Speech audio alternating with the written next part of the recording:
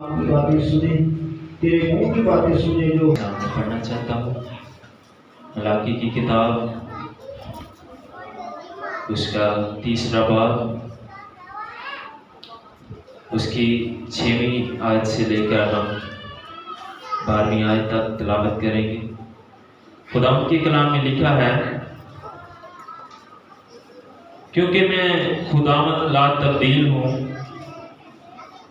इसीलिए ए बनी याकूब तुम निस्त नहीं हुए। तुम अपने बाप दादा के एयाम से मेरे आयन से मुखर्रफ रहे और उनको नहीं माना। तुम मेरी तरफ रुजू हो तो मैं तुम्हारी तरफ रुजू होऊंगा। रब्बुल अफ़वाज फरमाता है, लेकिन तुम कहते हो कि हम किस बात में रुजू हों? क्या कोई आदमी खुदा को ठगेगा?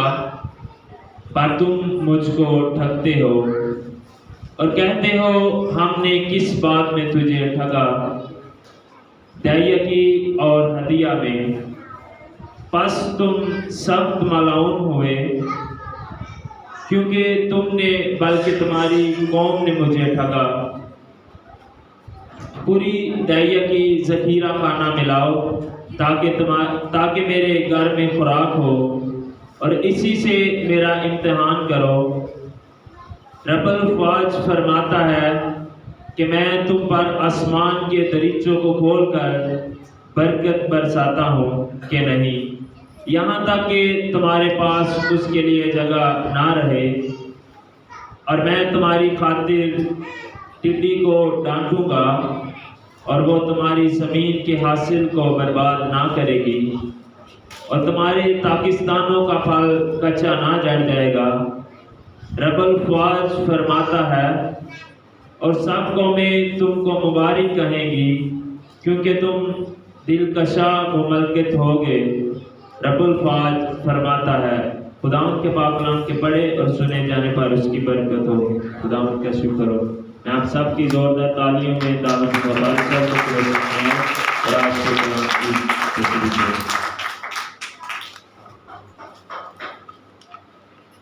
यीशु में आपकी सलामती फरमाए।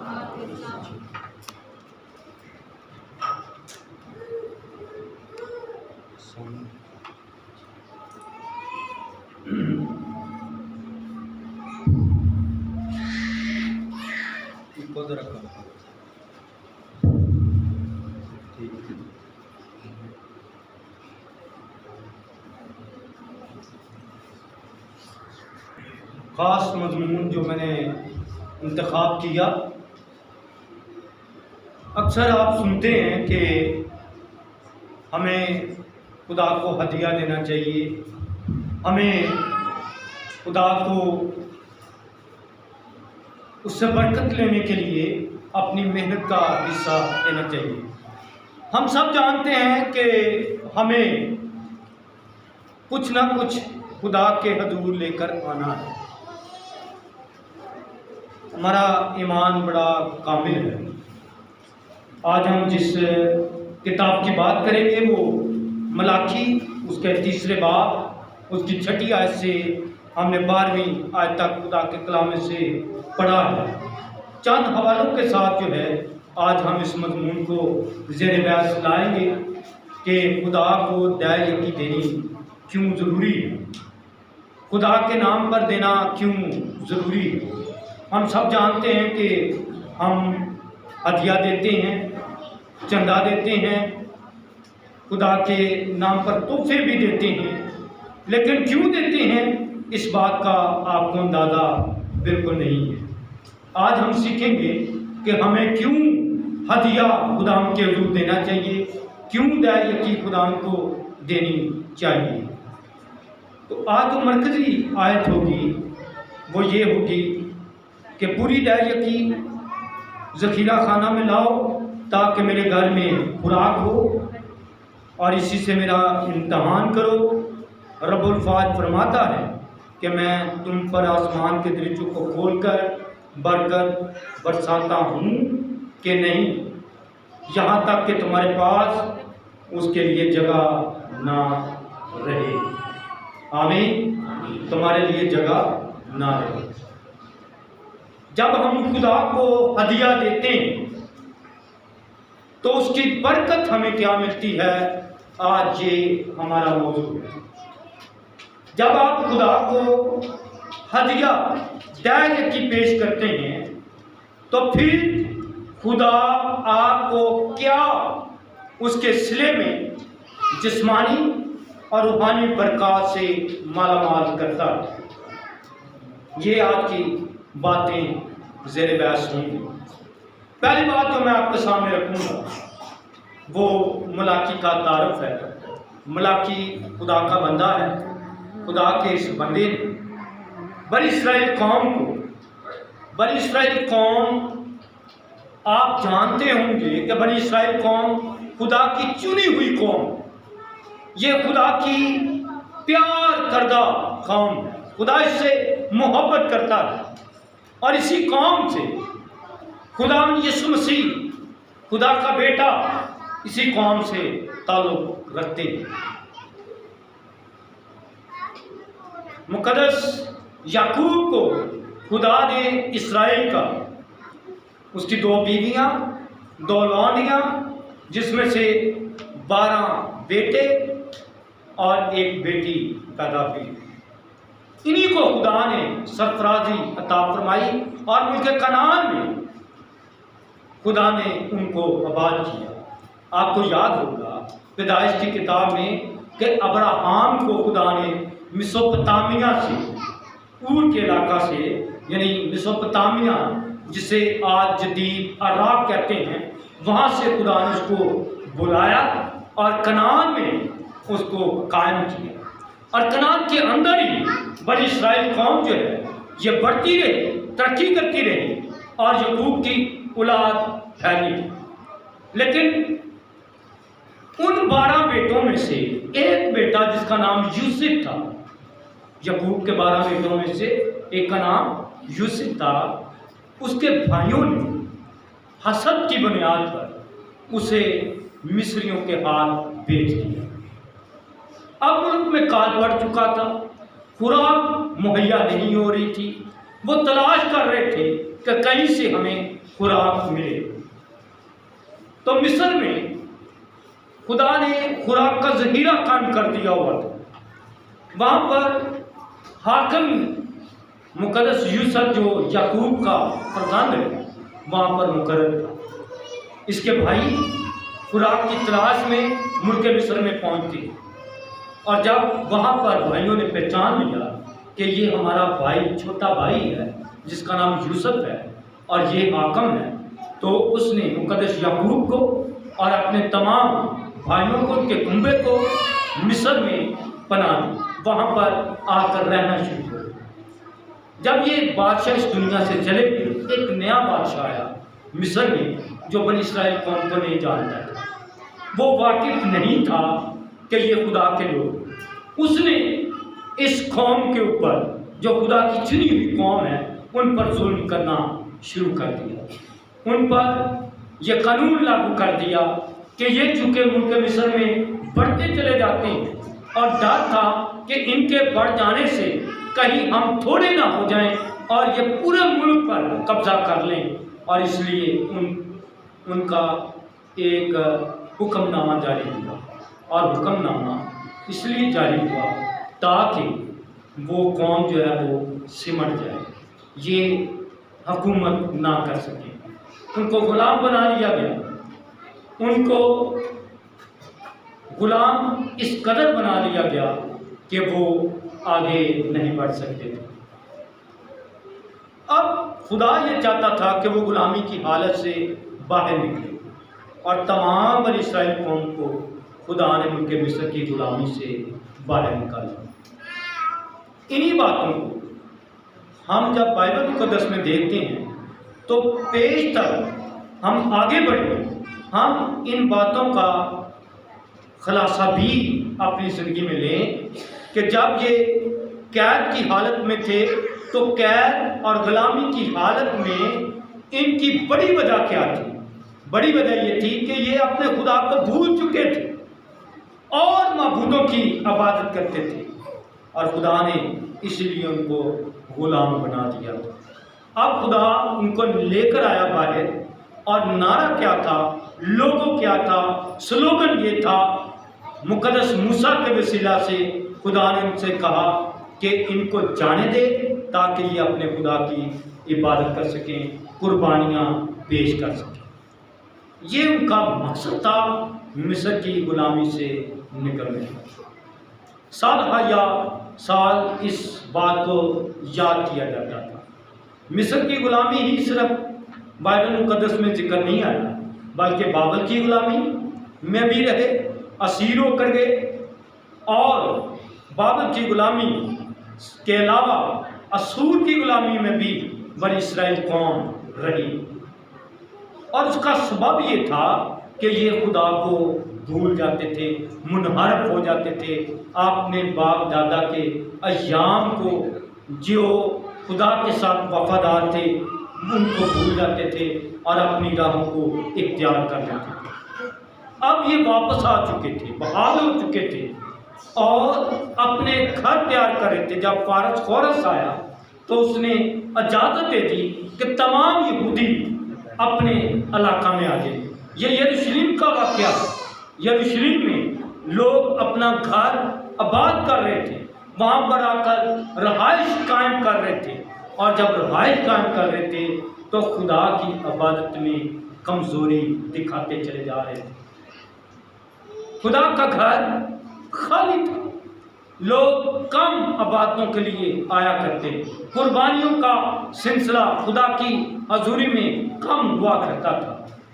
तब खुदा ने उनसे हम कलाम हुआ अपने बंदा मलाकी के वसीला से, और उनको बार बार ये बात कही गई कि तुम दैल की और हदिया में मुझको डरते हो। अगर हदी का तस्वर देखें तो पैदाइश की किताब के अंदर हमें पहली मर्तबा हदिये का तस्वर मिलता है। जब पैदाइश उसका चौथा बाब पढ़ते हैं, उसकी तीसरी आयत से लेकर पाँचवीं, तीसरी, चौथी, पाँचवीं आयत पढ़ते हैं तो यहाँ पर खुदा का कलाम हमें वाज़ह कर देता है।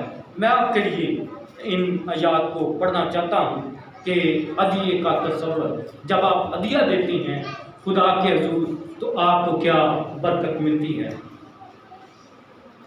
खुदा के कलाम में लिखा है, चंद दूसरी आयत, फिर कायन का भाई हाबिल पैदा हुआ, और हाबिल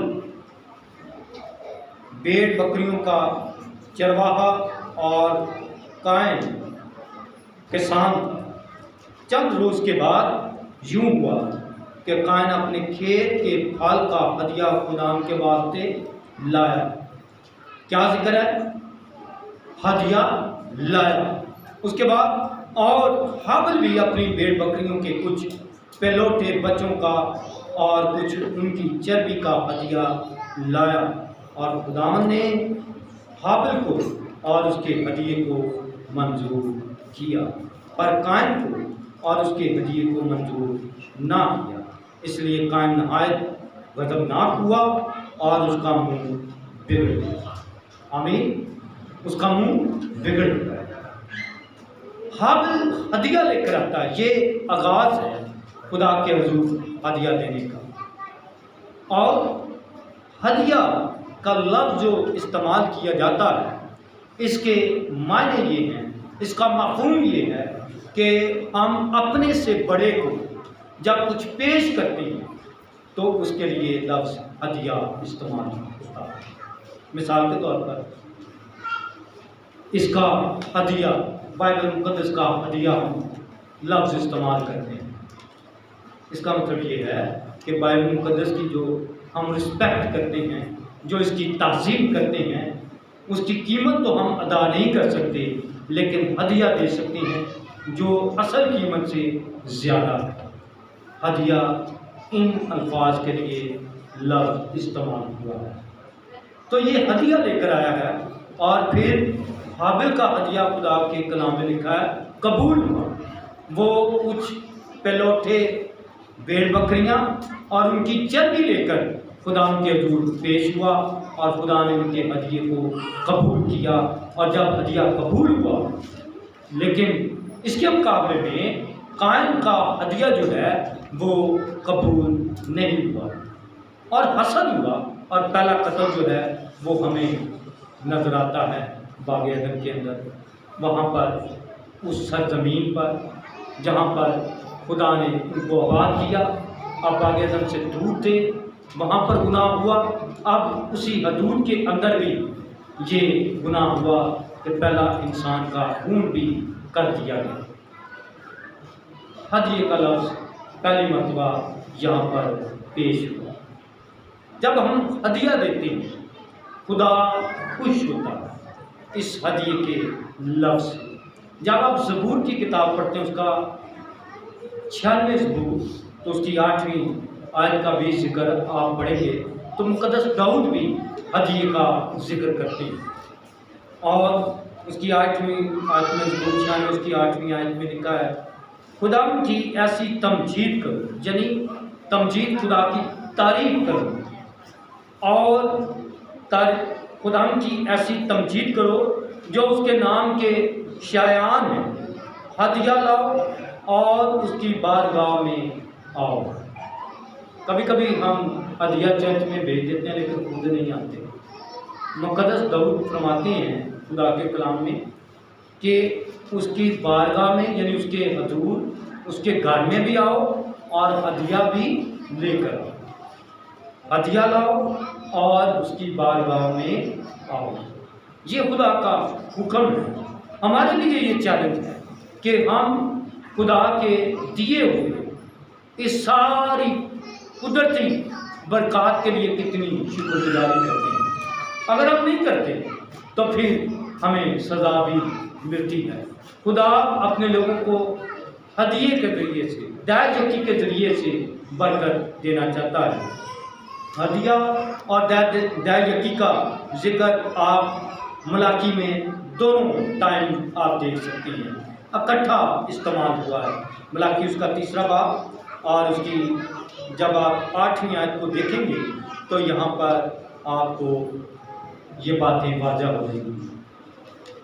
लेकिन ये सारे काम हदिया, दायजकी, चंदा, खुदा का हिस्सा देना, ये कब मुमकिन होगा? ये तब तक मुमकिन नहीं हो सकता। हम अपने अंदर तब्दीली नहीं ला सकते, हम अपनी ज़िंदगी में अमली तौर पर ये जामा नहीं बना सकते जब तक इस आयत पर अमल नहीं करते। और वो आयत क्या है? खुदा का कलाम बयान करता, तुम अपने बाप दादा के अयाम से, मेरे आयन से मुनहरफ रहे और उनको नहीं माना। तुम मेरी तरफ रजू हो तो मैं तुम्हारी तरफ रजू हूँगा, रब्बुल फाज फरमाता है। जो लफ्ज़ रजू आपने कई मर्तबा देखा, सुना होगा, पढ़ा होगा, लेकिन मलाकी की नज़र में, आज हमारी नज़र में ये लफ्ज़ रजू लाना बहुत आम है, क्योंकि इसके साथ खुदा ने हमें एक अमली चैलेंज भी दिया है। और वो चैलेंज क्या है? मेरी तरफ रजू हो तो मैं तुम्हारी तरफ रजू हूँगा, मेरी तरफ रजू हो तो मैं तुम्हारी तरफ रजू हूँगा। क्या हम खुदा की तरफ रजू करते हैं या नहीं करते हैं? अगर आप खुदा की तरफ रजू नहीं करते, ये चर्च बड़ा हुआ होना चाहिए, लेकिन क्यों जगह खाली है? क्योंकि हमारा रजू, हमारी दिलचस्पी खुदा के कामों में, खुदा की इबादत में नहीं है। अब रजू के मायने सुन लें। रजू कहते किसी, यहाँ पर बाइबल मुक़द्दस में रजू के मायने हैं वापस मुड़ना, खुदा की तरफ लौट आना।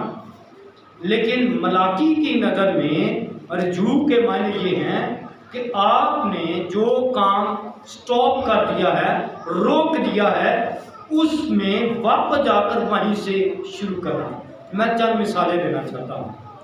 आप पहले हदिया ज़्यादा देते थे, अगर आपने अब हदिये में कमी ले आए तो रजू लाने का मतलब ये है कि आप उसी स्टेप पे चले जाएं जहाँ पर आप हदिया ज़्यादा दिया करें। इसकी दूसरी मिसाल, आपने अहद किया, वादा किया खुदा से कि 2021 में नए साल के मौका पर कि मैं रेगुलर बाइबल मुक़द्दस पढ़ूँगा, लेकिन आपकी दुनियावी मसरूफियात इस कदर हो गई कि आप अब बाइबल नहीं पढ़ रहे और वहाँ पर निशान लगा छोड़ा है और लेकिन दूसरे कामों में मसरूफ हो गए। रजूल आने का मतलब ये है कि जहाँ पर आपने वो निशान लगा कर छोड़ दिया, आप वापस उसी निशान से फिर बाइबल उसी रूटीन में पढ़ना शुरू कर दें, तो ये रजूल लाना है। तीसरी मिसाल देना चाहता हूँ कि आप शायद रेगुलर दुआ कर रहे थे, बिला लगा दुआ कर रहे थे, ज़्यादा वक्त आप दुआ में ठहरते थे, लेकिन अब आप दुआ में सुस्त हो चुके हैं, कम हो चुके हैं। लेकिन रजूल आने का मतलब ये है कि आप फिर उसी म्यार पर, उसी जगह से आप फिर दुआ करना शुरू करें। मुक़द्दस मलाकी ये कहता है, वो फरमाते हैं रजूल, खुदा ये चाहते हैं कि रजूल आए, मेरी तरफ रजूल आओ। यानी खुदा ये कह रहा है कि मुझे तलाश करो। इसके असल मायने ये हैं जो ना अब्रानी ज़ुबान के अंदर तलाश करना, कि आपने अपना मुकाम कहाँ पर खोया और वहीं से आप अपने मुकाम को दोबारा तलाश करते हुए आगे बढ़ते चले जाएं। आप जब मसीह को कबूल करते हैं, हम बड़े मोहब्बत के साथ, बड़े एहतराम के साथ, हम बड़ी दुआ वाली टीम के साथ मिलते हैं। हम खादमों के साथ, एल्डर्स के साथ, मुबशर, डीकन, जितने भी खिदमत गुजार हैं, हम उनको ज़्यादा रिस्पेक्ट देते हैं कि इनके वसीला से हमें यह बरकत मिली है। हम दुआया ग्रुप में शामिल हो जाते हैं। लेकिन आहिस्ता आहिस्ता आपने रजू कम कर दिया तो आप पुरजोश नहीं रहेंगे, आप ठंडे पड़ जाएंगे, आप रफाकत में ठंडे हो जाएंगे। और मुकाशवा की किताब के अंदर जो यीशु मसीह का मुकाशवा है, उसमें ये वाज़ह तौर पर लिखा है कि लोगों ने जब रजूल आना तर्क कर दिया तो उनकी मोहब्बत ठंडी पड़ गई और खुदाम यीशु मसीह ने उनसे कहा कि क्या कहा, आए मुकाशवा उसका पहला बाब और दूसरा बाब और उसकी दूसरी चौथी आयत में से हम देखेंगे। लिखा है, मगर मुझको तुझसे ये शिकायत है कि तूने अपनी पहली सी मोहब्बत छोड़, पहली सी मोहब्बत छोड़। जब हम खुदा से मोहब्बत करते हैं, हम हर तरह की इबादत में शरीक होते हैं, बढ़ चढ़ कर हदिये देते हैं, हम चर्च को देते हैं, हम खुदा के खादमों को देते हैं, हम गरीबों की मदद भी करते हैं, हम हर लिहाज से खाने भी तैयार करके उनको सपोर्ट करते हैं। लेकिन जब हमारी मोहब्बत ठंडी पड़ जाती है तो फिर खुदा का गिला, खुदा की शिकायत हमारी जिंदगियों में आ जाती है, मगर तुमने पहली सी मोहब्बत छोड़ दी। वो मोहब्बत क्या है जो आपने छोड़ दी है? खुदा चाहता है कि हम उसी तरह का रज्जू, जिस तरह से मलाकी कहता है मेरी तरफ रज्जू हो तो मैं तुम्हारी तरफ रज्जू हूँ, वो खुदा का मुंह बना ताकि खुदा की आवाज़ अपनी कौम तक पहुंचा सके। और वो इस बात के लिए लोगों को तैयार करता है कि हमने किस तरह से रजू लाना है। अब हम सोच रहे होंगे, हाँ ये बात तो मुझ में कमी पाई जाती है, हाँ इस बात को तो मैंने कई मरतबा इरादा किया लेकिन उसको पूरा नहीं कर सका हूँ। तो आप बिल्कुल मत घबराएं, खुदा का कलाम आपकी ज़िंदगियों में कसरत से काम करना चाहता है। मलाकी के अल्फाज आपकी ज़िंदगी में बरकत का बायस बनना चाहते हैं। और देखें खुदा का कलाम क्या हमारे लिए हदायत करता है। लिखा है, तुम मेरी तरफ रजू हो तो मैं तुम्हारी तरफ रजू हूँगा, रब्बुल फाज फरमाता है। लेकिन तुम कहते हो हम किस बात में रजू, हम सोचते हैं कि हम किस बात में रजू। दुआ तो मैं करता हूँ, चंदा भी मैं देता हूँ, मैं सारे काम करता हूँ, बड़ों का अदब भी करता हूँ, बात भी मानता हूँ, लेकिन अब मैं किस बात में रजू हूँ। तो फिर खुदा ने उनको ये बताया कि किस बात के लिए तुम अपना रजू छोड़ गए। क्या कोई आदमी ठगे? कोई आदमी खुदा को नहीं ठग सकता, लेकिन अपनी कौम से खुदा ने ये फरमाया, कहा पर तुम मुझको ठगते। और किस बात में ठगते हैं? दैज की और हदिये। ये खुदा का कलाम फरमाता है। जब आप 8वीं आयत को पढ़ते हैं तो यहाँ पे लिखा है, क्या कोई आदमी खुदा को ठगेगा? पर तुम मुझको ठगते हो और कहते हो कि हमने किस बात में तुझे ठगा? दैर्य की और हदिये, दैर्य की और हदिये में ठगते हैं। हम सोच रहे होंगे मैं तो चंदा देता हूँ, मैं इबादत भी करता हूँ, मैं सारे काम कर रहा हूँ, लेकिन मैं खुदा को ठगता नहीं। तो सुने, ठगने का मतलब क्या है? ठगने का मतलब ये है कि जबरी तौर पर जो हमारी चीज़ नहीं है वो रख ले। फर्ज करें कि आपने 100 रुपया कमाया है, उसमें से आपने 10% रखा, यानी 10 रुपये रखे, लेकिन आप 5 रुपये चर्च में डाल देते हैं, 5 अपने पास रख लेते हैं कि ये मैं किसी और को दे दूँगा या दे दूँ, तो ये खुदा को ठगना है। पूरा हदिया ना देना ये खुदा को ठगना है, या खुदा की किसी चीज़ पर काबज हो जाना ये ठगना है। ठग कहते हैं कि हिस्से को चुरा लेना, खुदा के हिस्से में कमी कर देना, ये ठगना है। लेकिन बनी इस्राएल कौम इस बात के लिए तैयार नहीं थी कि हम खुदा को ठगते हैं। खुदा ये जानता था कि ये मुझे ठगते हैं और मेरी बातों की ताज़ीम नहीं करते। तो खुदा से पूछा गया कि खुदा हम किस बात में तुझे ठगते हैं? तो खुदा के बंदा मलाकी ने बताया कि खुदा कहता है दैर्यकी में और हदिये में तुम मुझे ठगते हो, यानी तुम मुझे कम देते हो, पूरी दैर्यकी ज़ख़ीरा खाना में नहीं लाते, जो कि खुदा को नापसंद है। खुदा नहीं चाहता कि तुम इसमें कोई कमी करो, और ये दैर्यकी खुदा के कानून, खुदा का असूल है। मैं दैर्यकी की चंद मिसालें आपके सामने रखना चाहता हूँ। पहली मिसाल, आप गवर्नमेंट को टैक्स देते हैं, गवर्नमेंट आपके टैक्स पर चलती है, जिसका जिक्र आप खुदा के कलाम में ऐतनामे में भी देखेंगे। अब ये दैर्यकी क्या है, इसको हम समझने की कोशिश करेंगे और आप जानेंगे कि कितनी ज़रूरी है हम खुदा को दैर्यकी दें, हदिया दें। हमें पता है कि हम दैर्यकी दें, हदिया दें, पासबान की खिदमत करें, चर्च की खिदमत करें, अपने रुपए पैसे से, माल दौलत से हम खिदमत करें, लेकिन इसकी बरकत का हमें नहीं पता। जब आप जान जाएंगे कि हमें इससे बरकत क्या मिलती है, तो फिर आप किसी तरह से पीछे हटने वाले, रुजू को तोड़ने वाले नहीं बनेंगे, बल्कि आपका रुजू, आपकी दिलचस्पी, आपकी मोहब्बत खुदावन में आगे बढ़ती चली जाएगी। तो आए ज़रा हमने ऐतनामा में मिस्सी देखें कि किस तरह से हम अपना टैक्स जो है वो गवर्नमेंट को पे करते हैं। जब आप मरकज़ की अंजील देखते हैं, मरकज़ की अंजील उसके 12वें बाब को और उसकी 13वीं आयत से लेकर 17वीं आयत तक देखेंगे, तो यहाँ पर टैक्स के बारे में जिक्र है। क्या कैसर को जजिया देना रवा है? ये सवाल खुदा यीशु मसीह से किया गया। खुदा यीशु मसीह ने इसका रिप्लाई ये किया कि उन्होंने एक कौन लिया, यानी सिक्का लिया, और दिखाया कि इस पर शक्ल किसकी बनी हुई है, और वो कैसर की शक्ल बनी हुई थी जो कि हाकम था उस वक़्त का। जैसे हमारी करेंसी पर कायदे आज़म की शक्ल है, इंडिया पर इंदिरा गांधी साहब की है। इस तरह से हम देखते हैं कि वो तस्वीर जो थी वो कैसर की बनी हुई थी।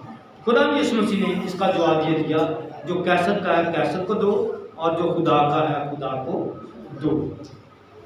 अब यही अल्फाज, जो खुदा का है खुदा को दो, ये दैर्यकी है, यानी टैक्स है। हम खुदा को टैक्स नहीं देते, बल्कि दैर्यकी देते हैं, अपने माल में से 10वां हिस्सा देना। आप जो कुछ चीज़ खरीदते हैं, कुछ लेते हैं या खाते हैं या पहनते हैं, उस पर आप गवर्नमेंट ऑफ पाकिस्तान को टैक्स देते हैं, यानी उस पर आप कुछ ना कुछ अदा करते हैं। आप बिजली का बिल देते हैं, बिजली के बिल पर आपका टैक्स जो है वो आता है, और ये उसी हिसाब से टैक्स आपसे वसूल किया जाता है, लेकिन खुदा टैक्स नहीं देगा। लेकिन टैक्स के लिए जो दीनी दुनिया है उसमें लफ्ज़ जो दहेज की है वो इस्तेमाल किया गया, जिसे 10वां हिस्सा कहते हैं। आप 100 रुपया कमाते हैं, उसमें से 10वां हिस्सा जो है 10 रुपये यानी खुदा के नाम के हैं। हम देखें कि कितनी मरतबा हम वो 10 रुपये अदा नहीं करते। अब सवाल ये देना बिल्कुल है। यहाँ पर सवाल का जवाब दिया गया है, लिखा है कि पूरी दहेज की ज़ख़ीरा खाना में लाओ। ज़ख़ीरा खाना में यानी खुदा के घर में लेकर आओ। खुदा के घर में कौन लोग होते हैं जो इसकी खिदमत करते हैं? खुदा के खादम होते हैं वहाँ पर, वो खुदा की खिदमत करते हैं। जब वो खिदमत करते हैं तो फिर ये दहेज की भी उनके पास ही जाती है। दूसरी बात कि हम सीख चुके हैं, देख चुके हैं कि हमें करना क्या है। अब क्या करना है इस पर हम गौर करेंगे। हम हदिया देते हैं, जिस मुआफिक भी हम खुदा के हजूर अपने हदिये पेश करते हैं, खुदा पसंद करता है, ब्लेसिंग देता है। अब वो ब्लेसिंग मलाकी की किताब में से सुनिए क्या क्या आपको मिलती है। खुदा के कलाम लिखा, पूरी दहेज की ज़ख़ीरा खाना मिलाओ ताकि मेरे घर में खुराक हो और इसी से मेरा इम्तहान करो। रब्बुल फाज फरमाता है कि मैं तुम पर आसमान के दरीचों को खोल कर बरकत बरसाता हूँ कि नहीं। क्या लिखा है? आसमान के दरीचों को खोल कर बरकत बरसाता हूँ या नहीं? यकीनन वो बरसाता है। नूह के ज़माने के तूफान को कौन कौन जानता? सब ने सुना होगा। ये यहाँ तक कि संडे स्कूल के जो बच्चे हैं उन्होंने भी नूह के तूफान के बारे में जिक्र सुना है, कहानी याद होगी। जब बारिश आई तो वहाँ पर लिखा है पैदाइश की किताब में कि किस तरह से आई। आसमान पर से बारिश जो है वो खुदा ने जो आसमान के दरवाजे हैं वो खोल दिए, खिड़कियाँ खोल दी, और फिर लिखा ज़मीन के सोते फूट निकले।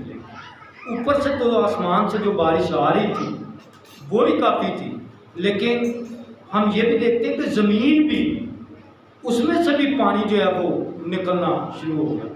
और 40 दिन और 40 रात तक ये बारिश होती रही और सारी दुनिया जो है वो गर्म हो। जिस तरह से यहाँ पर याद दिलाया जा रहा है बनी इस्राइल कौम को, जिस तरह से तबाही के लिए, बर्बादी के लिए खुदा ने आसमान को खोल दिया ताकि मींह बरसे, और कोई भी उस वक्त 40 दिन और 40 रात में कोई चीज़ जो है वो सूखी रही नहीं। इसी तरह से खुदा ये कहता है कि जिस तरह मैंने नूह के तूफान में आसमान के दरवाजे और खिड़कियाँ खोल दी, अगर वो इस असूल पर, हदिये और दहेज पर अमल करेगा तो उसके लिए मैं क्या करूँगा? आसमान के दरवाजे बरकत के क्या करूँगा? खोल दूँगा। और किस तरह से खोल देगा आगे सुनिए। पहली बरकत, उसके लिए आसमान के दरवाजे खुल जाएंगे, बंद नहीं रहेंगे, जो खुदा को हदिया और दहेज की देता है। दूसरी बात, पहली बात हमने सीख ली, क्या सीखी है? कि खुदा आसमान के दरवाज़ों को खोल देगा। जब आप हदिया दहेज की देते हैं तो खुदा आपको क्या देता है? उसके सिला में बरकत देता है। पहली बरकत क्या है? उसके आसमान के दरवाजे जो आपके लिए खुल जाएंगे। दूसरी बरकत आपके पास क्या है? लिखा है आसमान के दरीचों को खोल कर बरकत बरसाता हूँ कि नहीं, यहाँ तक कि तुम्हारे पास उसके लिए जगह ना है। जगह भी, बरकत पाने के लिए जगह भी आपको खुदा क्या करेगा? बड़ी करनी पड़ेगी आपको। यहाँ पे बरकत के लफ्ज़ लिखे, जब आप हदिया देते हैं तो खुदा आपको क्या करता है? बरकत देता है, और इतनी बरकत देता है कि आपके लिए जगह थोड़ी हो सकती है, लेकिन खुदा की बरकतें नॉन स्टॉप होंगी, रुकने वाली नहीं होंगी। तीसरी बरकत जो आपको ब्लेसिंग मिलती है वो क्या है? लिखा, मैं तुम्हारी खातर टिड्डी को डांटूंगा। टिड्डी फसलों को खराब करती है। कच्ची फसल जो है उसको खा जाती है, पक्की फसल हो उसको खा जाती है, लेकिन उसका असर क्या होता है जब फसल बर्बाद हो जाती है? उसका असर ये होता है के कहत मुल्क में काल पड़ सकता है, किसी के घर में चूल्हा जो है वो बुझ सकता है, लोग भूख के मारे मर सकते हैं। खुदा ने कहा, फरमाया, और क्या फरमाया कि मैं तुम्हारी खातिर क्या करूँगा, टिड्डी को डांटूंगा। टिड्डी को क्यों डांटूंगा? ताकि तुम्हारी फसल जो है वो खराब ना हो। अब आप सोचेंगे अब तो हमारी फसलें ही नहीं है, किसान तो और है, लेकिन आपके घर में आटा खराब हो सकता है, आपके घर में अनाज खराब हो सकता है, लेकिन खराब करने वाली चीज़ों को खुदा कहता है कि मैं क्या करूँगा, डांटूंगा। आपकी दौलत, आपका माल जो है, खुदा नहीं चाहता कि उसमें सुराग हो। हम गवर्नमेंट ऑफ पाकिस्तान को टैक्स भी दें, जो खुदा का है खुदा को दें, और जो कैसर का है वो कैसर को दें, तो फिर खुदा आपकी माल और दौलत में और ज़्यादा क्या करेगा, बरकत देगा। आगे चौथी बरकत क्या आपको मिलेगी, लिखा है वो तुम्हारी खातिर क्या करेगा, ज़मीन पर टिड्डी को डांटेगा ताकि तुम्हारी ज़मीन के हासिल को बर्बाद ना करेगी, और तुम्हारे ताकतानों का फल कच्चा ना जड़ जाएगा, रब्बुल फाज फरमाता है। और चौथी बरकत सुने, लिखा है और सब कौमें तुमको मुबारक हैं। सब मेरे साथ करें, सब कौमें तुमको मुबारक हैं। कितनी बड़ी एजाज़ की बात है। छोटा सा काम हमने करना है, लेकिन लोग आपको कहेंगे वाकई सचमुच खुदा ने इनको बरकत दी। कलीसिया तलमंडी बिंडरा को खुदा ने बरकत दी है, फलां ख़ानदान को खुदा ने बरकत दी है। और बरकत यहाँ पर जो लफ्ज़ है, इसके मायने हैं आपकी दौलत का बढ़ जाना, आपकी उसी चीज़ का, नेमत का बढ़ जाना, और लोग उसको देखकर कहें कि ये मुबारक लोग हैं, खुदा इनसे बहुत ज़्यादा प्यार करता है। लिखा है और सब कौमें तुमको मुबारक कहेंगी, क्योंकि तुम दिलकुशा मुमलकत होगे, रब्बुल फाज फरमाता है। यानी एक बड़ी मुमलकत, एक बड़ी हुक्मरानी आपको मिलेगी। कैसे? जब आप खुदा के घर में पूरी दया यकीन आप देंगे। अगर किसी की तनख्वाह 10,000 है, तो उसमें से 10वां हिस्सा अगर वो खुदा के खादमों को, खुदा के घर को देता है, तो फिर खुदा की बरकत से महमूद होगा। अब हम देखेंगे एक और हवाला, और फिर हम खुदा के कलाम के लिए शुक्र अदा करेंगे। इस्तिस्ना उसका 16वां बाब देखेंगे। इस्तिस्ना उसका 16वां बाब और उसकी 16वीं आयत का मुताला करेंगे। इस्तिस्ना 16वां बाब और उसकी 16वीं आयत। और मैं चाहता हूँ कि हम 15वीं आयत को भी देख लें, ताकि हमें और ज़्यादा अच्छी तरह से इसकी समझ आ सके। लेकिन 7 दिन तक तुम खुदा अपने खुदा के लिए उसी जगह जिसे खुदावन चुने ईद करना, इसलिए कि खुदावन तेरा खुदा तेरे सारे माल में और सब कामों में जिनको तू हाथ लगाए तुझको बरकत बख्शेगा। 15वीं आयत में क्या लिखा है? 16वें बाब की 15वीं। जो भी काम करेंगे आपको खुदा क्या करेगा? बरकत देगा। और फिर लिखा है सारे माल में, जितना माल कहते हैं जमा हुआ होगा, जितनी आपके पास चीज़ें जमा हो चुकी हैं, खुदा क्या करेगा? उसमें भी बरकत देगा। जिस काम को भी आप हाथ लगाएंगे उस काम के बारे में भी लिखा है, खुदा आपको क्या करेगा? बरकत बख्शेगा। दोबारा आपके लिए पढ़ना चाहता हूँ, इसलिए कि खुदा तेरा खुदा तेरे सारे माल में और सब कामों में जिनको तू हाथ लगाएगा तुझको बरकत बख्शेगा, सो तू पूरी पूरी खुशी करना। अब 16 और साल में 3 बार, यानी बेखमीरी रोटी की ईद और हफ्तों की ईद और ईद क़याम के मौका पर तेरे हाथ के सब मर्द खुदा अपने खुदा के आगे उसी जगह हाजिर हुआ करें जिसे वो चुनेगा, और जब आए तो खुदा के हजूर खाली हाथ ना आए। खुदा के हजूर खाली हाथ ना क्यों ना आए जब हम खाली हाथ आते हैं। कभी कभी हम चर्च में बैठ के फैसला करते हैं कि कितना दिया लेना। चर्च में बैठकर फैसला ना करें, अपने घर में फैसला करके आए कि हमने चर्च में कितना दिया देना है। ये सिस्टमेटिक है तरीका। जब इस तरह से आप करेंगे, खाली हाथ ना आएंगे, तो फिर लिखा है बल्कि हर मत जैसी बरकत खुदा तेरे खुदा ने तुझको बख्शी हो अपनी तौफीक के मुताबिक मुआफिक दे। मेरे हम इस बात पर गौर करें कि कब हम खुदा के हजूर खाली हाथ आते हैं। खाली दिल भी और खाली हाथ के साथ खुदा के हजूर ना आए। खुदा को ये पसंद नहीं है।